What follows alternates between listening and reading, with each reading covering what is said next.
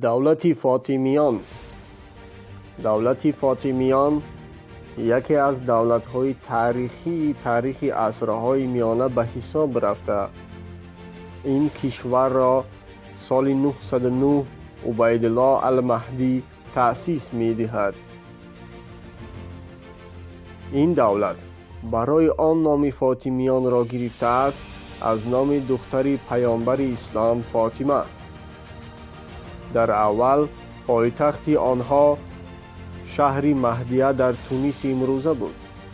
آنها سال 969 مصر را فتح کردند و پایتخت من بعده آنها شهر قاهره گردید.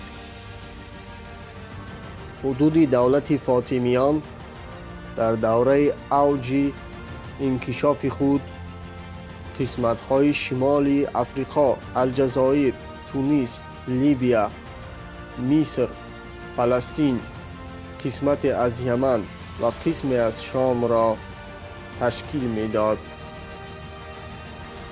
آخرین نماینده فاطمیان خلیفه العدید بود.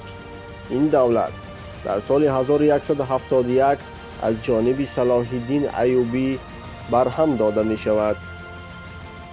در دوره اوج ترقیات خود دولت فاطمیان حدوداً 4.1 میلیون کیلومتر بود و از آغاز تشکیل یابی این دولت تا فروپاشیش 14 خلیفه این دولت را اداره کردند. دولت فاطمیان با امپرای ویزانتیا کشورهای اروپایی زیاد، یکی از آنها ایتالیا و دیگر کشورهای اسلامی منطقه رابطه‌های دیپلماتی داشتند.